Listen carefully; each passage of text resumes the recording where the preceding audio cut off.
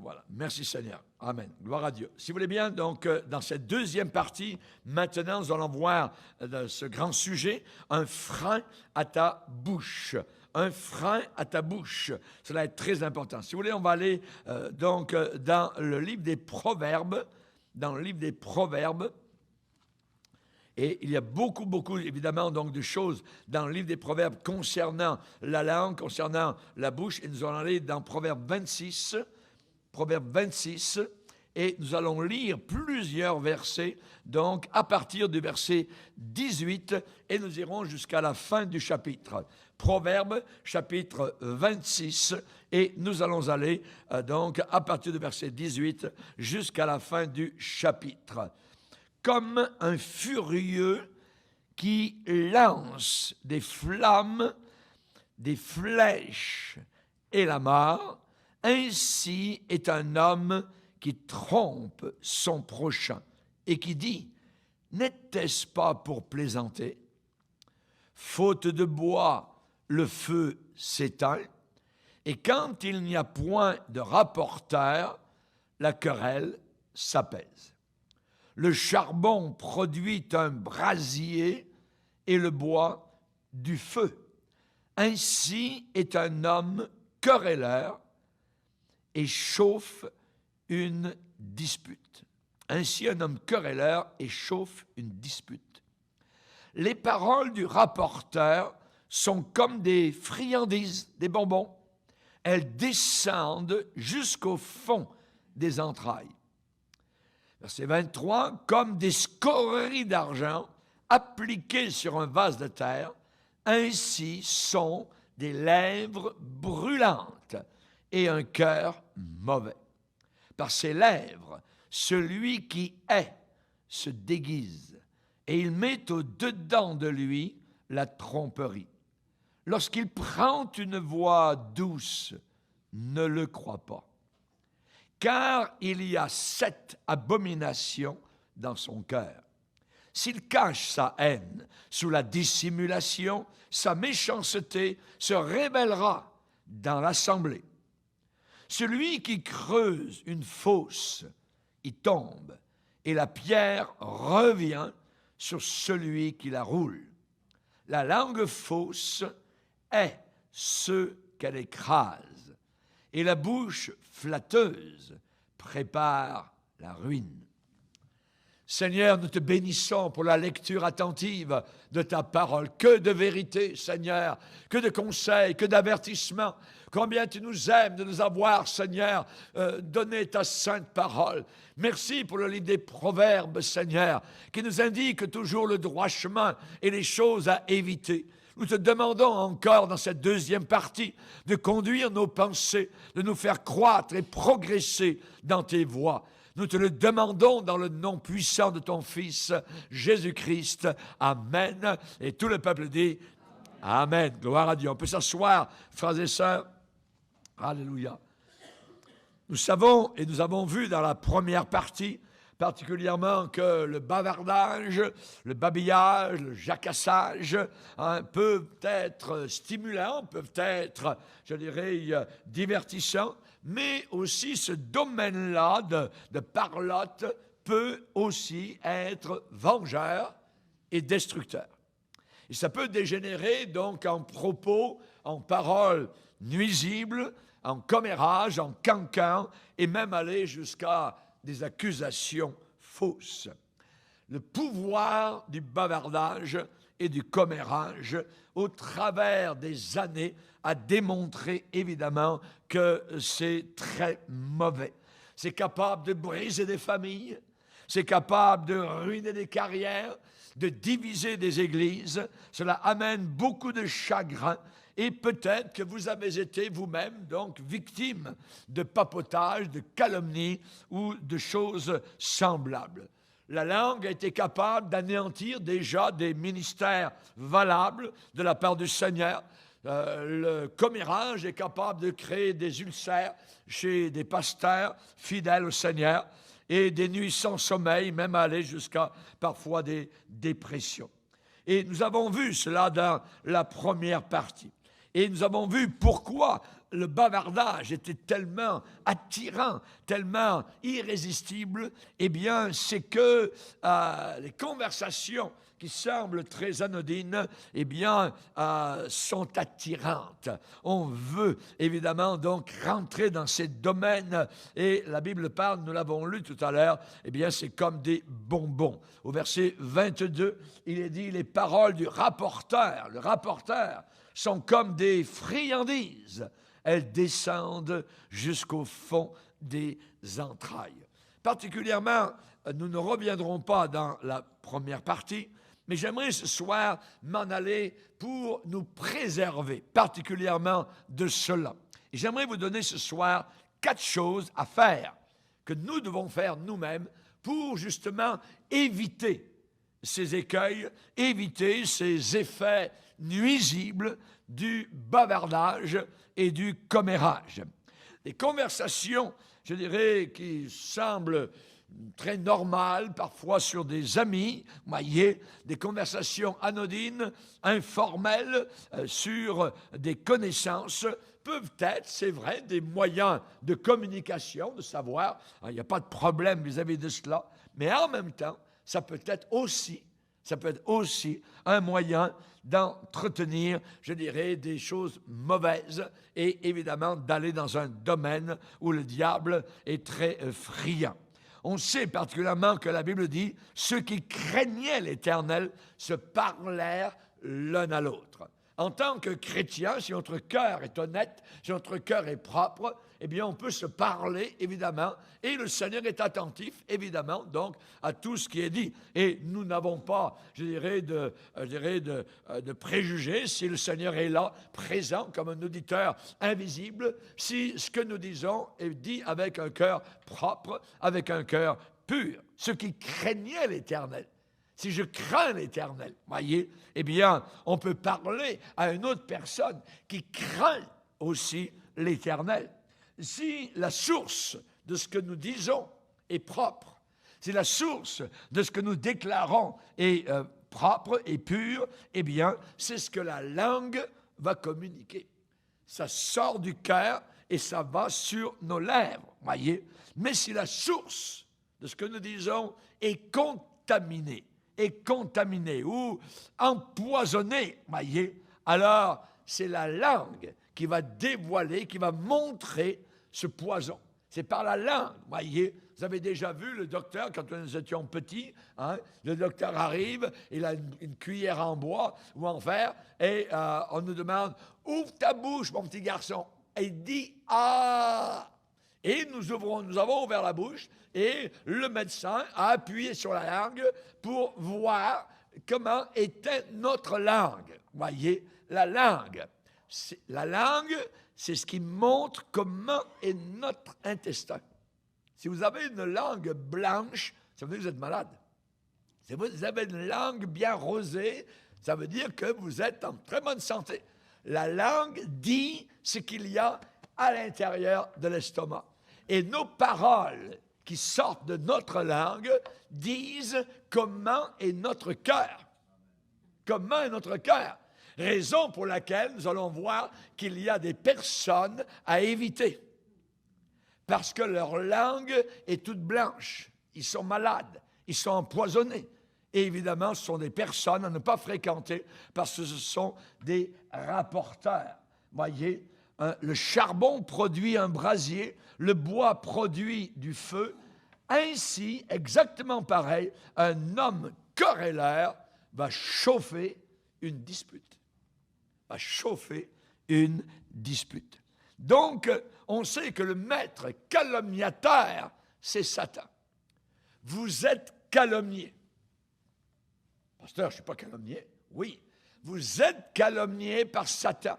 Si vous aimez Jésus, vous êtes calomnié par le diable qui vous accuse devant Dieu jour et nuit. C'est ce que la Bible dit dans l'Apocalypse. L'accusateur des frères, Satan qui accuse. Il a une langue sale, il a une langue blanche, lumineuse. C'est un malade. Il est malade, voyez. Et j'aimerais ce soir vous annoncer 4 choses pour être en bonne santé, pour avoir une langue propre, pour avoir une belle langue rosée et avoir des bonnes paroles, donc, qui sortiront de votre bon cœur. Amen. Gloire au Seigneur. La Bible dit, par exemple, exhortez-vous les uns les autres chaque jour. Donc, on peut s'exhorter, on peut s'encourager, évidemment, de la bonne manière. Nos cœurs sont propres, nos cœurs sont purs, voyez, on n'en veut à personne. Et nous voulons, évidemment, donc, nous encourager. Et la Bible dit, autant qu'on peut dire aujourd'hui, exhortez-vous les uns les autres. On s'exhorte comment? Eh bien, on s'exhorte à marcher dans les voies du Seigneur. On s'encourage les uns les autres. Il y a tellement de découragement et de choses qui peuvent nous décourager comme chrétiens que nous avons besoin des uns et des autres pour nous fortifier. Mais attention au bavardage pernicieux. Attention à la calomnie. Moi, j'appelle ça des paroles, des propos distillés. Distillés. Vous savez, les alambics, voyez, ils distillent l'alcool, voyez, et des gouttes raffinées tombent au bout de toute une machine, voyez, qui marche, tout ça, et soudain, il y a juste quelques gouttes qui sortent au bout, voyez, on appelle ça un alambic. Un alambic, voyez, et attention aux propos qui sont distillés et qui font mal, qui laissent des traces pour ruiner de bonnes relations. Des propos distillés qui sont là pour salir une réputation et même pour briser des vies. Attention à cela, voyez. Observez, regardez attentivement, voyez, ce que les autres vous disent. Il faut observer ce que les autres vous disent et observer ce que, évidemment, ils se disent les uns aux autres. Notez ce que leur conversation révèle, ce qui est là au fond de leur cœur. Dans Proverbe 10, verset 19, il est dit, « Celui qui parle beaucoup, ne manque pas de péché. » Celui qui parle beaucoup ne manque pas de péché. Mais celui qui retient ses lèvres, qui a un frein à sa bouche, c'est un homme prudent. C'est une personne prudente. Voyez, une voiture qui n'a pas de frein, c'est un danger mortel sur la route. Et une bouche qui n'a pas de frein, c'est un danger mortel partout où elle va. Vous vous rappelez l'histoire de Doeg? Doeg, dans l'Ancien Testament, eh bien, David a écrit à son sujet. C'était un calomniateur. Lisez avec moi dans le psaume 52. Psaume 52. Doeg. C'était un rapporteur. Et il était dans le camp ennemi avec le roi Saül. Saül, dont, chez qui le Saint-Esprit s'était retiré. Psaume 52, verset 1. Il est dit, à l'occasion du rapport, le rapporteur, du rapport que Doeg, notez ce nom, Doeg, l'Édomite, vint faire à Saül en lui disant, « Hé, Saül, David s'est rendu dans la maison d'Achimélec. » Regardez le psaume que David a écrit au sujet de ce calomniateur. « Pourquoi te glorifies-tu de ta méchanceté, tyran? La bonté de Dieu subsiste toujours. Ta langue n'invente que malice, comme un rasoir affilé, fourbe que tu es. Tu aimes le mal plutôt que le bien. Tu aimes le mensonge plutôt que la droiture. Tu aimes toutes les paroles de destruction, langue trompeuse. Aussi Dieu t'abattra pour toujours.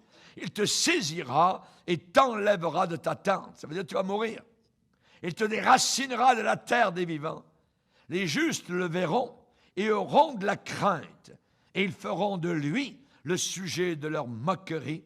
Voilà l'homme qui ne prenait point Dieu pour protecteur, mais qui se confiait dans ses grandes richesses et qui triomphait par sa malice. Doeg. Il avait une langue comme un rasoir. Et c'est lui qui rapportait à Saül où était David, pour que Saül aille tuer David, l'homme de Dieu. Qu'est-ce que ça veut dire? Ça veut dire, tenons notre langue en bride. Tenons notre langue en bride. Réfléchissons avant, pas après, avant de parler. Avant de dire quoi que ce soit sur quelqu'un, nous devons nous poser toujours la question, est-ce que j'oserais répéter cela en sa présence, devant lui? Est-ce que j'oserais répéter cela en la présence de la personne en question, devant lui? La Bible dit, c'est Jésus qui enseigne et qui dit, tout ce que vous voulez que les hommes fassent pour vous, faites-le de même pour eux. Ça veut dire, faites bien attention. Au psaume 39, il est dit, je disais, je veillerai sur mes voies, de peur de pécher par ma langue. Je mettrai un frein à ma bouche. Je serai prudent. Premier conseil que je vous donne pour éviter les effets nuisibles de paroles en l'air, ne prêtez pas attention à la médisance. Ne vous arrêtez pas quand vous entendez de la médisance. Les bavards et les calomniateurs ne sont pas les seuls, je dirais, à être blâmés. Mais évidemment, ces gens-là ne pourraient pas continuer si personne ne les écoutait. Il y a ceux qui aiment, qui prennent plaisir à écouter et qui ont aussi, évidemment, leur part de responsabilité. En écoutant des médisances, en écoutant des calomnies, ça peut être interprété par celui qui calomnie. Si vous écoutez, ça peut être interprété comme une approbation silencieuse. Vous écoutez? Oui. Et là, la personne peut se dire, ah, il m'écoute, c'est bon. Et ça, évidemment, ça peut favoriser la propagation de propos pernicieux. Il est dit dans Proverbe 17, le méchant est attentif à la lèvre inique. Le méchant, ça vient chercher en vous votre méchanceté. Puisque nous avons une nature pécheresse, je vous ai bien dit, méchant comme vous l'êtes, vous savez donner de bonnes choses à vos enfants. Et quand j'écoute moi-même des propos, je dirais calomniateurs, alors que je sais évidemment que c'est complètement faux, que ça n'a aucun sens, évidemment, alors, si j'écoute, je deviens méchant. Le méchant est attentif à la lèvre inique. Le menteur prête l'oreille à la langue pernicieuse. À la langue pernicieuse. Voyez, ne soyez pas un calomniateur et un menteur comme la personne que vous écoutez. Dis-moi qui tu fréquentes, je vais te dire qui tu es. Je vais devenir comme lui ou comme elle. Quand il y a une conversation sur quelqu'un d'autre et que cette conversation est en train de déraper totalement, il faut que nous ayons le courage de dire, est-ce qu'on pourrait parler d'autre chose? Ça, nous l'entendons rarement. Est-ce qu'on pourrait parler d'autre chose? Si nos amis sont des cancaniers, qui suivent les cancans, voyez, si ces amis-là sont toujours en train de faire ça, vous êtes mieux de choisir d'autres amis. D'autres amis, voyez. Il faut éviter les gens qui parlent trop. Il faut les éviter, voyez. Pourquoi? Attention, c'est que peut-être, bientôt, ce sera toi qui seras le sujet de leur calomnie. Aujourd'hui, tu écoutes, tu es dans leur camp, mais peut-être que demain, eh bien, ces mêmes calomniateurs ou calomniatrices vont te calomnier, parce que ça continue toujours. Ça n'arrête pas. Il est dit dans la Bible, le rapporteur divise les amis. Des personnes qui auparavant étaient vraiment en amitié, Mais soudain, il y a un rapporteur qui est là et qui commence à dire des choses. Et soudain, les amis sont divisés. Juste par rapport à cette parole qui est mensongère, qui est calomnie, donc. Et on sait particulièrement que Judas Iscariote est entré dans ce camp-là. Il est allé calomnier qui? Jésus-Christ. Devant qui? Devant des hommes religieux. Devant des païens. Il a voulu de l'argent. Vous savez, oui, j'ai marché avec ce Jésus, tout ça, pendant 3 ans et demi, mais en réalité, j'en ai tellement vu avec ce bonhomme-là, tout ça, qu'est-ce que vous allez me donner si vous le livrez, tout ça, et ainsi de suite. Oui. Toc, il a tourné la veste de côté, voyez, il est passé dans le camp ennemi, il a commencé à calomnier Jésus, et s'est retrouvé au bout d'une corde. Au bout d'une corde. Ce n'est pas le Seigneur qui l'a jugé. C'est lui-même qui s'est suicidé. Et Jésus l'a appelé le fils de la perdition.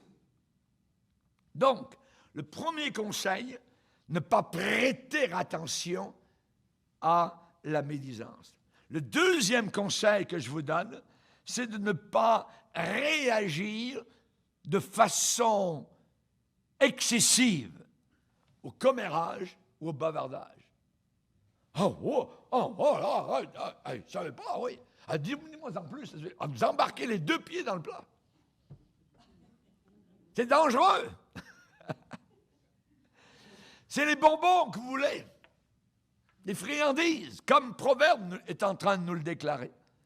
Il ne faut pas réagir de façon excessive au commérage et au bavardage. La plupart des gens aiment commérer tant qu'ils ne sont pas eux-mêmes mis en cause. Mais le jour où c'est eux-mêmes qui sont mis en cause, alors c'est la misère. C'est la misère. Imaginez qu'on fasse courir sur votre compte une histoire montée de toutes pièces mensongère. Et c'est vous qu'on attaque. C'est votre réputation. Voyez? On fait courir sur votre compte de vilains bruits. Et il est possible parfois d'arriver à remonter à la source. Parfois, il est possible de rectifier calmement les choses. Mais que faire si ce n'est pas le cas? Si on n'y arrive pas? Est-ce qu'on va se mettre en colère? Voyez? Ça vaut 0. La colère n'accomplit pas la volonté de Dieu. Se mettre en colère ne servira absolument à rien. Et nous allons lire la réaction que nous devons avoir au psaume 37. Au psaume 37,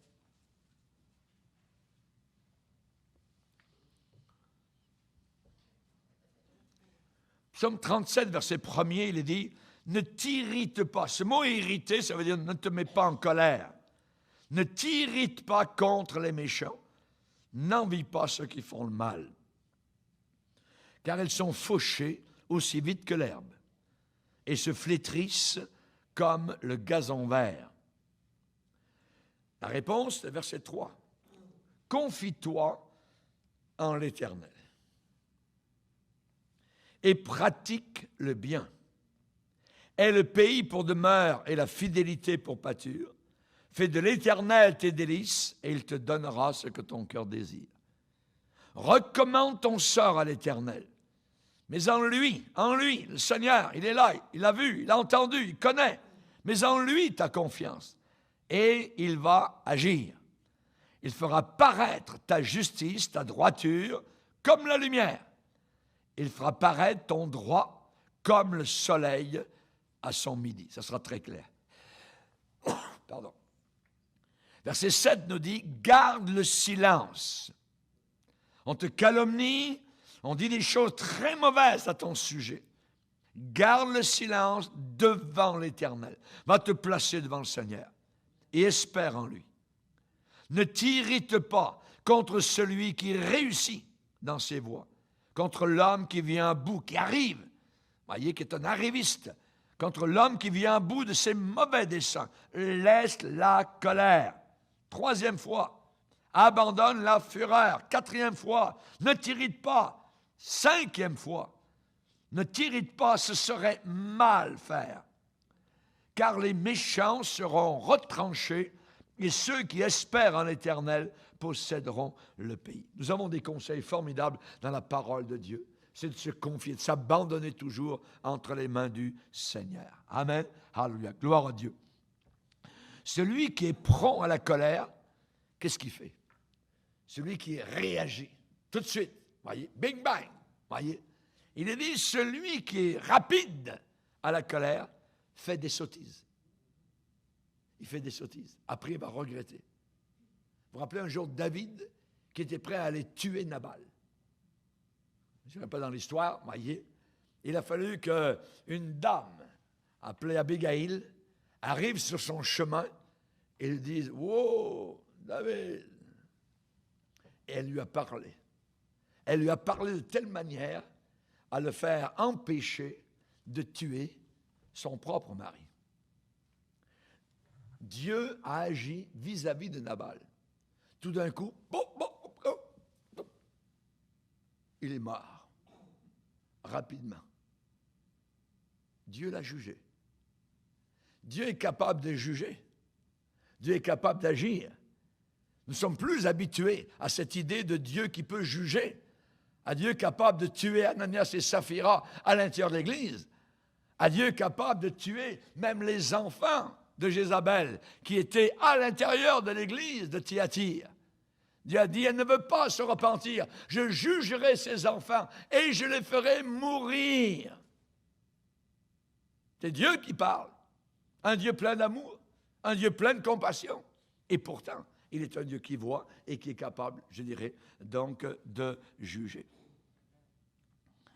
Le conseil de Salomon, c'est dans Ecclésiaste, chapitre 7, et le verset 21 et 22. On va le lire. Ecclésiaste,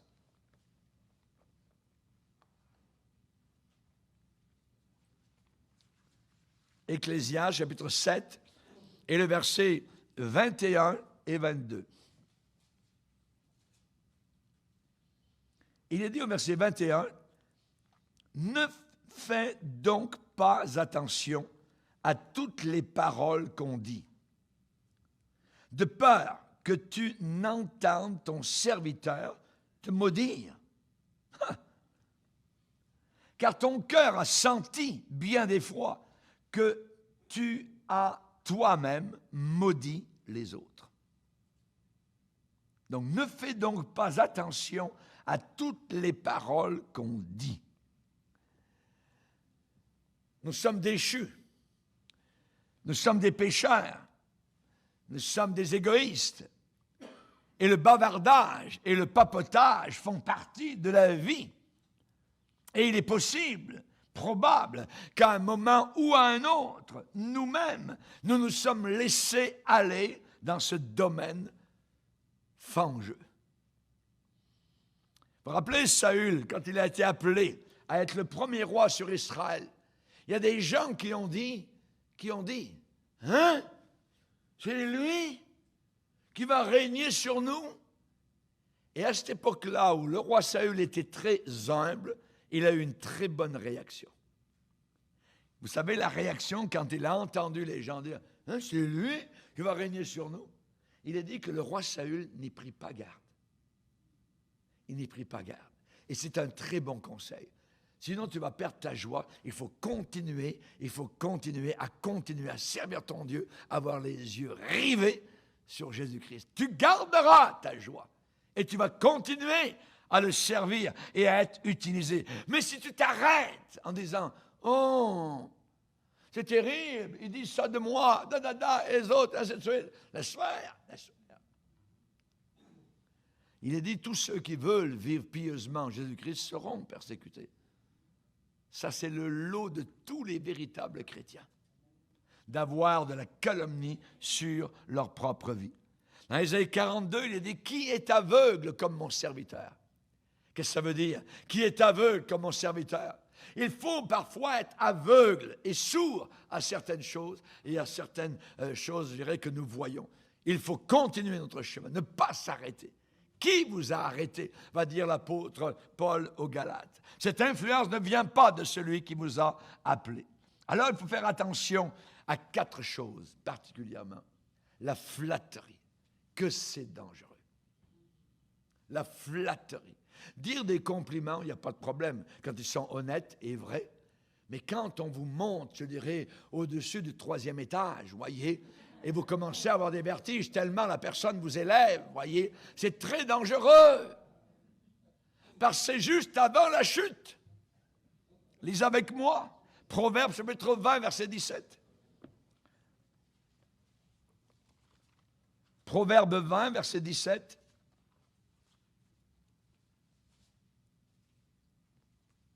Il est dit, le pain du mensonge est doux à l'homme, et plus tard, sa bouche est remplie de gravier.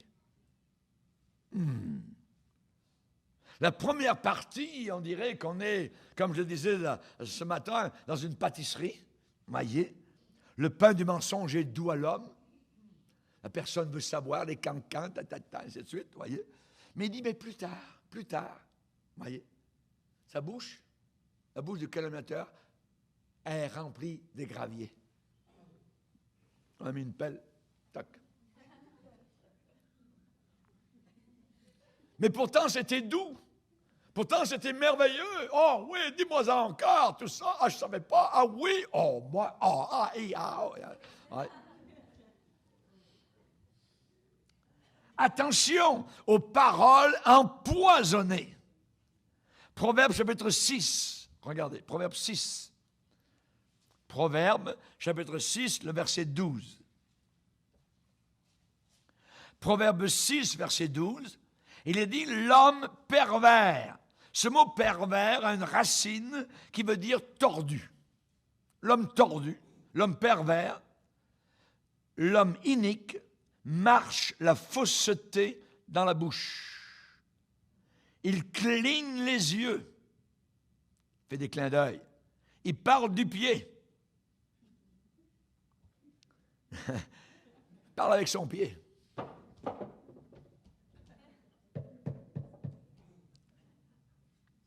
Il ne parle pas avec sa bouche, il dissimule. Il fait des signes avec les doigts.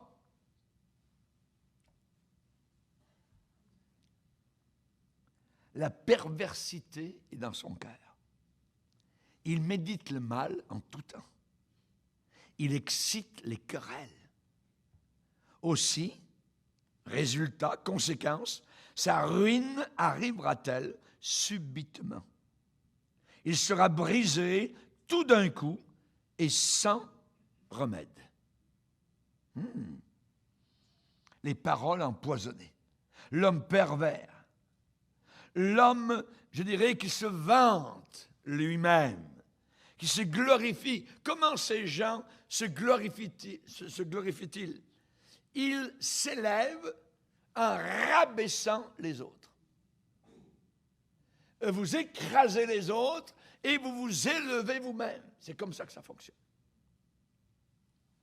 On va le lire. Proverbe 25, verset 14. Proverbe 25, verset 14.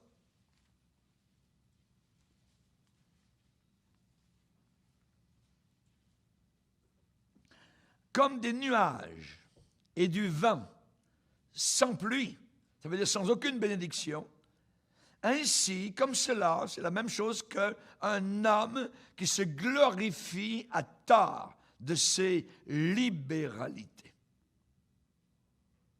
Un homme qui se glorifie à tort de ses libéralités. C'est comme des nuages qui passent, et on penserait qu'ils vont apporter de la pluie, mais non, ça passe, c'est du vent. C'est du vent. Des nuages qui n'ont aucune bénédiction. Se vanter soi-même de ses libéralités. Un homme qui se croit sage, la Bible dit, il y a plus à espérer d'un insensé que de lui. Proverbe 22, verset 24. Proverbe 22, on va le lire, Proverbe 22, verset 22, 24. Il est dit ici, ne fréquente pas l'homme colère. Ne va pas avec l'homme violent, de peur que tu ne t'habitues à ses sentiers et que ces sentiers ne deviennent un piège pour ton âme. Ne fréquente pas l'homme colère. Ne va pas avec l'homme violent. Je peux obéir à ça ou je peux continuer à fréquenter l'homme violent. Oui, mais un bon chrétien, ça. Oui, mais il vient de défoncer le mur. Chez lui, c'est toujours rempli de peinture de petits, vous savez, les cercles. Ouais. Boum! Ouais, mais la psychologie d'aujourd'hui, au lieu de battre ton épouse, tu peux passer ta main au travers du mur. C'est enseigné régulièrement aujourd'hui dans notre génération. Tape dans le mur! Vous voyez? La Bible dit, ne fréquente pas l'homme violent, l'homme colère. Ne va pas avec l'homme violent. N'y va pas. N'y va pas, c'est tout. Vous voyez? Ensuite, troisième conseil que je vous donne, ne mettons pas d'huile sur du feu. Il y a un incendie, et allez, on va chercher un baril d'huile. Ça va monter encore plus haut. Voyez? Ne faisons pas cela. Nous ne devons pas alimenter le feu. Nous ne sommes pas des pyromanes, nous sommes des pompiers. Amen. Des pompiers. Alors, n'ajoutons pas de l'eau au moulin. Ah oui, oh. Ah, moi je vais t'en dire aussi. L'huile, ah ouais. On en rajoute, voyez. Au contraire, faisons taire les rumeurs en changeant nous-mêmes, parfois quelque peu. Nous-mêmes. La Bible dit, faute de bois, le feu s'éteint. Il n'y a plus de bois. Il n'y a plus d'alimentation de la rumeur, de la calomnie. Donc, le feu s'éteint. Le feu s'éteint. La Bible dit, enlève le rapporteur du milieu de toi, le feu va s'éteindre. Parce que c'est lui qui alimente le feu. Il alimente. Il en met, il met de l'huile. Faute de bois, le feu s'éteint.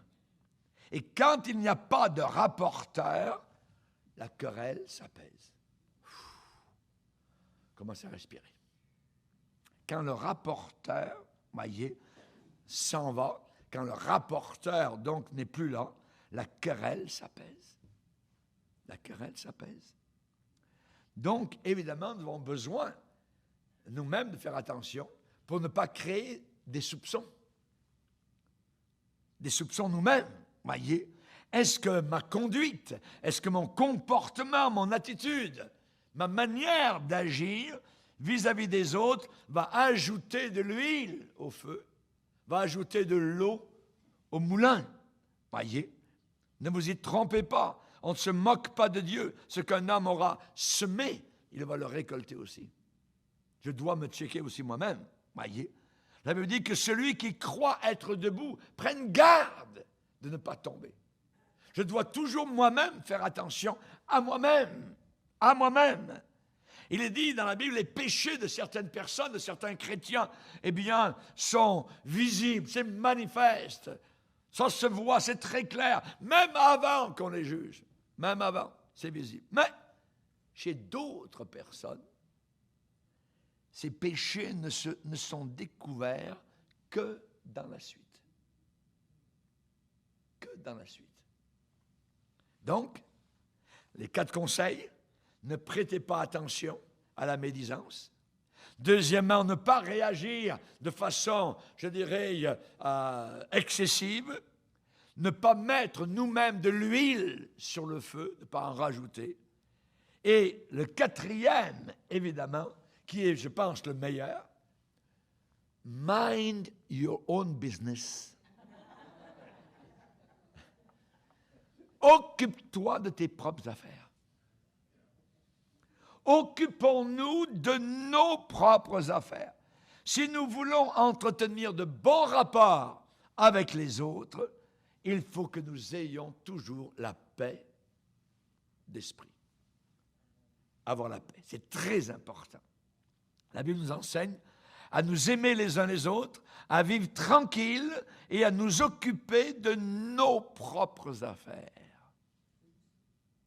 C'est dans 1 Thessaloniciens, chapitre 4, verset 10 et 11. On pourrait le lire. 1 Thessaloniciens. 1 Thessaloniciens, chapitre 4.